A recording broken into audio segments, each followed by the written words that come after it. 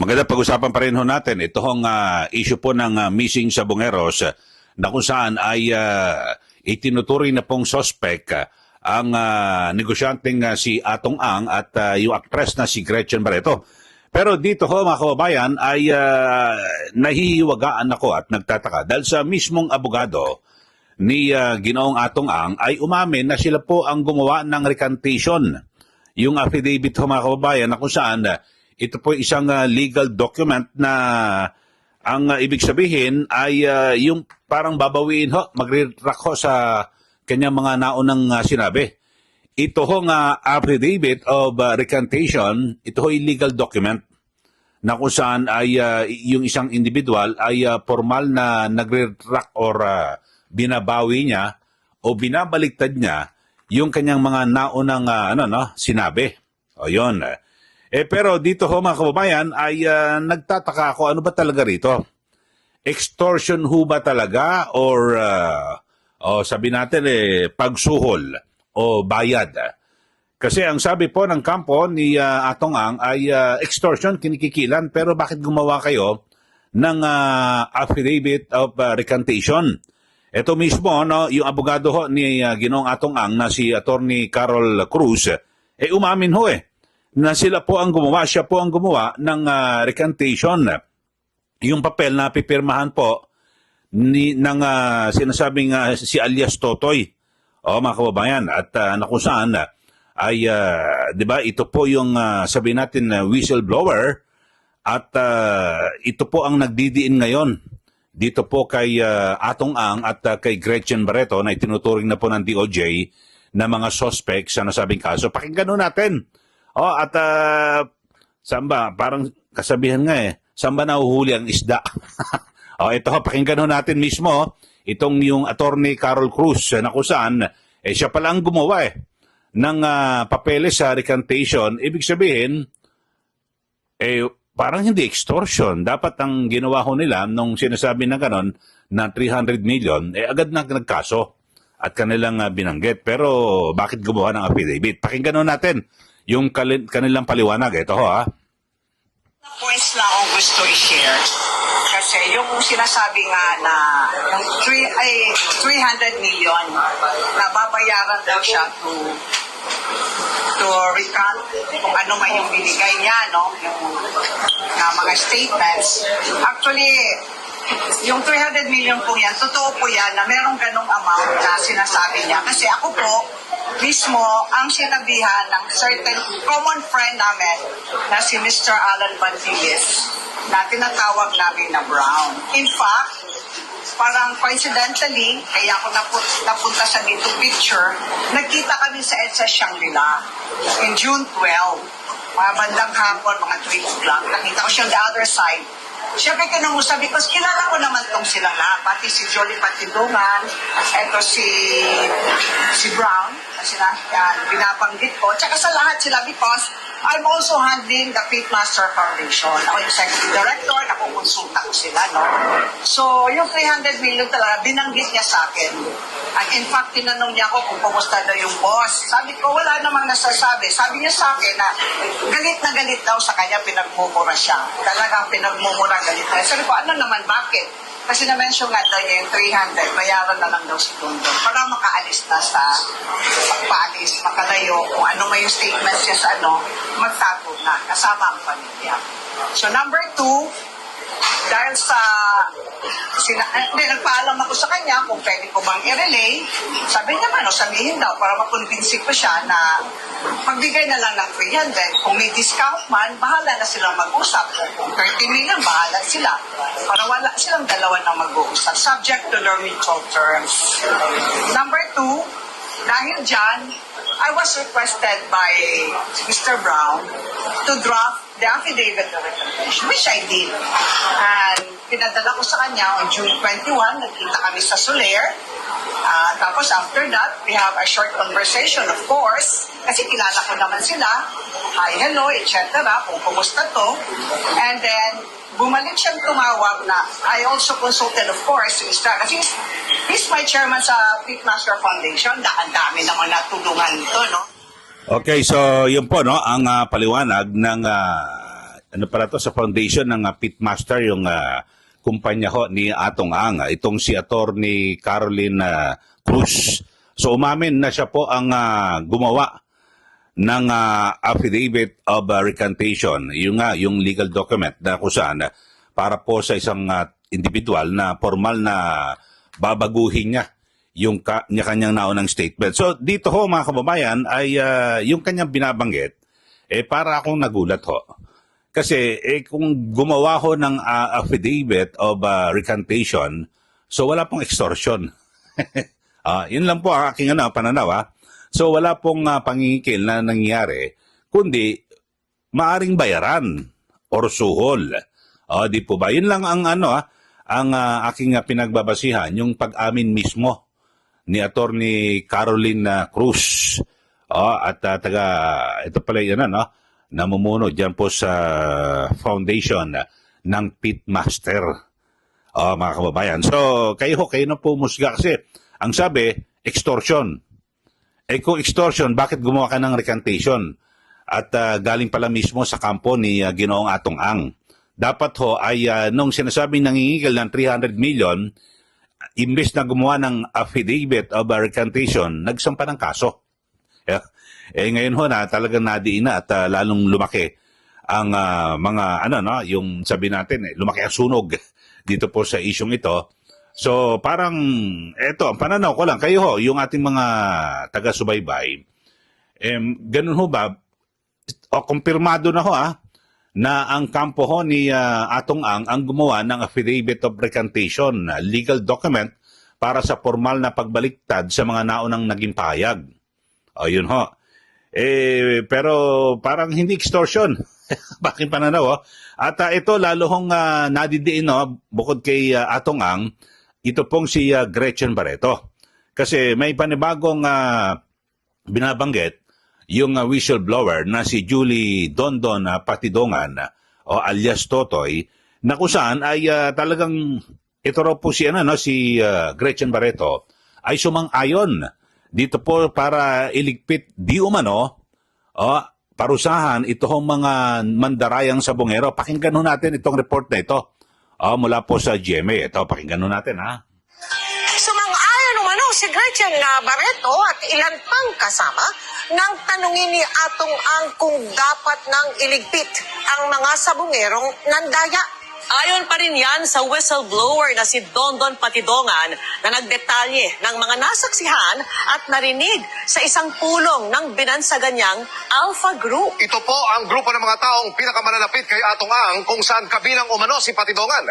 Gayun din niya, si Barreto at iba niyang isinangkot sa pagkawala ng mga sabongero. Narito ang aking pagtutok.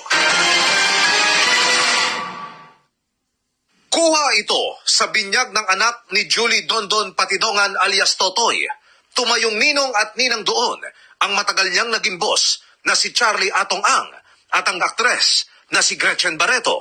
Ang pangalan ng anak ko, Don Chenle. Doon ko kinuha yung Don, sa akin, yung Chen, Gretchen, yung Le, Charlie. Yun, kinuha ko yan. Kinuha ko sa pangalan nilang dalawa. Kinuha rin niyang ninong ang isa pa raw kasosyo ni Ang na si Engineer Celso Salazar. Silang tatlo, idinawit ni Patidongan sa kaso ng mga missing sabongero. Kwento ni Patidongan, magkakasama daw sila ni Barreto at Salazar sa Alpha Group ng negosyante. Grupo raw ito ng mga taong pinakamalalapit kay Ang na may-ari ng Lucky 8, Star Quest Incorporated, ang operator ng sabungang Manila Arena. Sa isang pulong daw ng Alpha Group, tinanong sila ni Ang kung dapat daw dukutin at iligpit ang mga sabongerong di umano'y nandaraya. Kabilang daw si Barreto sa mga sumang-ayon. Alam niyo naman na kasama ni Mr. Atong Ang yan at saka Alpha yan. Pag sinabing Alpha, doon sila, kasama sila sa nag-meeting-meeting. Kasama siya sa pumayag na walain yung mga sabongero. Ngayon, isa sa tumas ng kamayan. Si Gretchen Barreto. Tumaas ang kamay, ano ibig sabihin nun? Ibig sabihin, napayag siya na pumabor siya doon sa kagustuhan ni Mr. Atong Ang. Kasama sa pumayag si Gretchen Barreto. Isa sa pumayag na walain yung mga nagtutsupi. Kasi sabi nga ni Mr. Atong Ang, pag hindi natin gawin yan, babagsak yung negosyo natin. At imposibleng tututol siya, katabi siya mismo lagi ni Mr. Atong Ang pag nag-meeting. Ibig sabihin, taasan ng kamay yun. Paboran yan, tinitingnan kung sino ang agres o hindi. Meron ka pa bang ibang ebidensya kay Gretchen? Lagi kasama ni Mr. Atong Ang yan. Ilang beses daw niyang nasaksihan ang ganitong meeting sa may malaking opisina sa Manila Arena. 6 sa mga nawawalang sabungero ay huling nakita sa Manila Arena base sa CCTV na ito noong January 13, 2022. Kaya si Patidongan may pakiusap kay Barreto. Kay Ma'am Gretchen, para matapos na to, madam, total, tulungan mo na ako sa kaso dito para maawa ka naman, makonsensya ka naman sa doon sa mga nawalang sabungero. Hinihinga namin ng reaksyon sina Ang, Barreto at Salazar sa mga bagong pahayag ni Patidongan. Para sa GMA Integrated News. Okay, so yun po, no, ang mabigat ho yung mga pahayag, no, ni Julie Patidongan alias Dondon o alias Totoy, mga kababayan. At dahil sa di umano ay sinasabi na sumang-ayon ito pong si Gretchen Barreto para iligpit di umano itong mga sabongero. So mabigat po yan. At dito, siyempre, laban na naman ho yan. At kung aabot po ito hanggang sa korte, yung salita ni Dondon, laban po sa salita ni Atong Ang at ni Gretchen Barreto. Ganyan naman pala at di ba po at kung sino ang dapat na paniwalaan. Pero sa ngayon, may mga lumalabas po ng mga ebidensya na talagang malapit po ito pong si Dondon, Julie Patidongan, dito po kay Atong Ang at si Gretchen Barreto. Yun, nakita niyo naman, binyag at sila po yung nagsilbing ninong. So, nai-establish po ni alias Totoy yung kanyang kasabi nga ni Justice Secretary Boying Rimulya na credible daw po itong whistleblower. Kasi na-establish niya yung kanyang pagiging malapit. Kumbaga siya po yung nasa inner circle. At hindi pa pwedeng parang meron lang na napakinggan ko, walang direktang knowledge o kaalaman. So yun po mga kababayan. Pero dito, sa ngalan din po ng patas ng pamahayag, pinabulaanan naman daw po ni Gretchen Barreto ito hong mga aligasyon ni Julie Patidongan. Pakinggan ho natin. Sunod ng pagturing ng Department of Justice kay Gretchen Barreto bilang suspect sa kaso na mga missing sabungero, iginiit ng kampo ng aktres na wala siyang kinalaman sa pagkawala ng mga sabungero. Sa isang payag, sinabi ng abogado ng aktres na si Attorney Alma Malyonga na wala daw siyang dinaluhang meeting kung saan hiningi ang approval para sa pagkawala ng mga sabungero. Inimbento lamang daw na ang kwentong yun. Nalulungkot si Barreto na dahil dito, naging tampulan siya ng hindi magandang spekulasyon na nakabase sa chismis. Giit niya, ang aligasyon ng umano'y whistleblower na si Julie Dondon Patidongan ay batay lamang sa suspetsya. Kahit wala daw itong nasaksihang ginawa o sinabi si Barreto, malisyoso daw itong gumawa ng spekulasyon na sangkot si Barreto dahil malapit ito kay Atong Ang.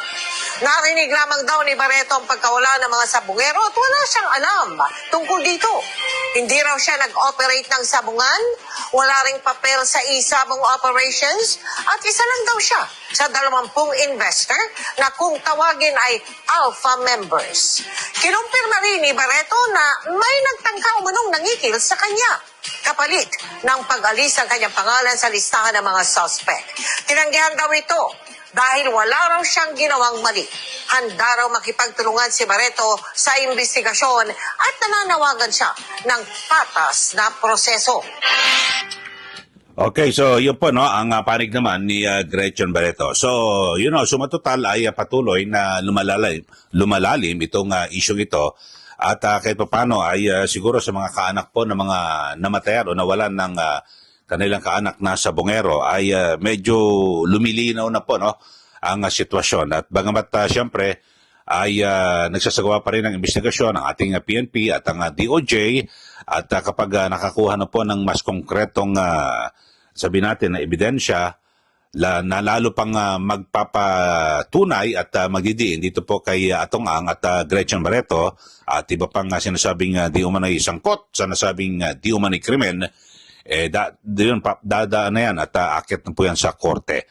So, yun lang ho mga kababayan at kayo na ho ang bahala na pinagtatagni-tagni lang ho natin itong mga isyong ito at kung sino po ang dapat na paniwalaan. Sa ngayon ay masyadong maaga pa na sabihin natin na kung saan guilty na po itong sina Atong Ang at Gretchen Barreto dahil siya naman po ay dadaan pa sa investigasyon. Maliban na lang ho kung ideklara ho ng Department of Justice na meron pong sapat na ebidensya para sila po isampahan ng kaso sa korte. Pero sa ngayon, mga kababayan, yung issue po ng extortion ay parang